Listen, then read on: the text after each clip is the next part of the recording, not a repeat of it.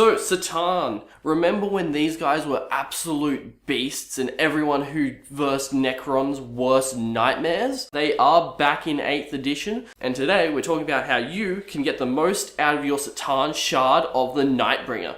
That's coming right up. Welcome back, great to have you here. If this is your first time here, here's what's up. If you want to improve your wargaming, make your tabletop battles more epic, and give your wargaming budget more power, then be sure to smash the subscribe button below and ding the bell. That way you won't miss anything. Now, let's get straight into talking about the C'tan Shard of the Nightbringer in all of its awesomeness. Okay, so let's get started talking about the C'tan Shard of the Nightbringer. Now, as those of you who've been playing for a long time know, these guys have been nerfed quite a bit over the years. They have not aged very well. GW has not shown them a huge amount of love, but they have gotten better in this edition than they were previously, in my personal opinion. So today, we're talking about the Nightbringer. Not the god that he used to be, but still quite potent on the battlefield. So let's do a quick run over his stat line and talk about how we use him to obliterate all the enemies of the Star Gods. So first up, 8-inch move. Pretty decent. 2 up in both shooting and close quarters, very, very good, especially given in previous editions he had a nasty habit of not being that great as far as hitting was concerned because of the way that weapons skill used to work in close combat. Now we don't have to worry about that, he's 2 up, which is awesome. Now he's strength 7, toughness 7, so quite strong, quite durable. It'd be nice if he was strength 8, just so that he could be wounding land raiders on a 4 instead of a 5, but he's still able to wound most things fairly reasonably. Now he's got 8 wounds, so this is rather important because it means that bubble wrapping is quite effective because he is also a character. So because of his 8 wounds, it means that he can't be targeted by stuff unless he's the closest, so bubble wrap him, keep him alive even longer, which is awesome. Scarab's fantastic for bubble wrapping, see my video up here about bubble wrapping. Then he's got 4 attacks. I'm kind of disappointed by only 4 attacks. A few more would be nice, but it is still quite potent and it does work. Just, I think 5 or 6 attacks just would have made him absolutely awesome. Leadership 10 like all Necrons, and he's got a 4 up invulnerable save like he's always had, which is pretty awesome if you ask me, especially given how AP works. A 4 up invulnerable save is very, very good. Now he's got 2 weapons. He's got a Gaze of Death, which is 12 inches, assault D6. I'm not a fan of the D6 just because it is quite random, but you get what you get. His Gaze of Death is AP -4 and D3 damage. Again, it's random, I don't like it. I'd like it to be less random. Like, even if it was just 2, I'd be totally cool with that. Now, where the Gaze of Death is awesome is that it always wounds on a 2+, unless you're up against a vehicle, in which case you're wounding on a 6+. Now, keep in mind that wording very carefully. Wounding on a 2+ unless you're targeting a vehicle.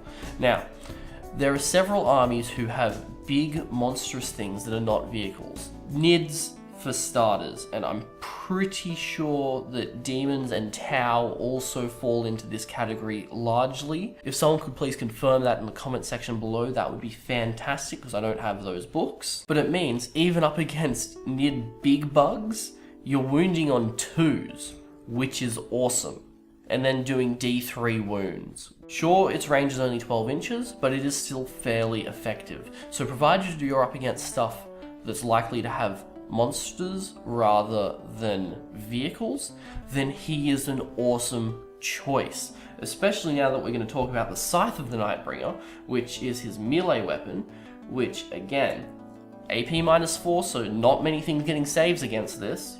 D6 damage, which is quite good. It'd be nice if they gave it a fixed number to get rid of some of the randomness, but D6 I can't complain too much about. It's wounding on a 2+, unless targeting a vehicle again, in which case it has strength of 7. This is where I would have liked him to have strength 8, just so he could be wounding land raiders on a 4 instead of a 5, but don't send him against Land Raiders. Against anything that's not a vehicle, I'm looking at you, Guilliman. He's wounding on a 2+ and then doing D6 damage and negating your armor, almost certainly. Or if not all of it, most of it. Not quite as good as back in the day when he was negating your invulnerable save. Good times. But still quite powerful. Now keep in mind that he does explode on a 4+ in the event that he dies, so keeping stuff that is valuable close to him, not that much of a great idea. Scarabs, not a huge deal, just because there are so many wounds there. The D3 mortal wounds that he could do when he blows up, not a big deal when you've got 3 wounds a base and you've got 9 bases around him. Now, the powers of the C'tan, which are, I suppose, our psychic powers that we were promised. You've got your Antimatter Meteor, your Time's Arrow, and your Seismic Assault. I like the Antimatter Meteor and the Seismic Assault, depending on whether I'm going up against lower model count or higher model count. It depends there. Time's Arrow, I kind of feel it's not fantastic. It feels like it's a bit but when we get a Codex, we should get another 3 of these, so let's hope that we get something good there. Something you do need to keep in mind is that while your C'tan powers are not a shooting attack, because they happen in the shooting phase, they cannot target characters unless they're the closest unit. So just keep that in mind when you're dealing with your positioning if you are trying to use one of the powers of the C'tan against a character. Obviously, because it's not a shooting attack per se, you can still use it when you're in close combat, which is pretty awesome.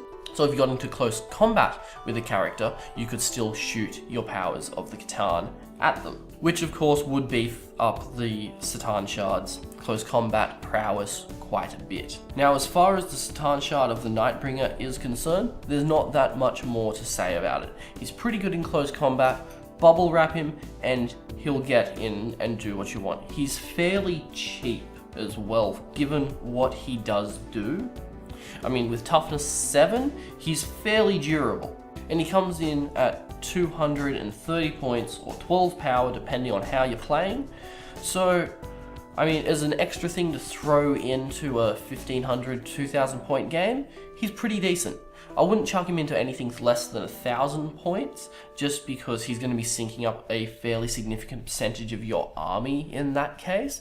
But in any bigger games, he will do his job fairly effectively, and I think he is worth the points, but he's definitely not a bargain at that price. So just super quick recap. Keep him bubble wrapped because he's a character with less than 10 wounds and he'll get to where you want him to go. He's pretty effective against armies such as Nids, possibly Tau, and I'm pretty sure demons as well, given that their bigger things do not have vehicles, so he's wounding them on 2+ with both his Gaze of Death and Scythe of the Nightbringer, which is freaking awesome. Couple that with a unit of 9 Scarab bases and he's fairly lethal. And of course you also have the powers of the C'tan, which while you can't shoot at characters unless they're the closest, you can shoot in close combat, which is really awesome. Given how big and scary he is, or well, he isn't really big and scary when you look at some of the other stuff that's on the table these days, but those of us who've been playing for a long time will remember him, and there will be a little bit of that latent fear in there.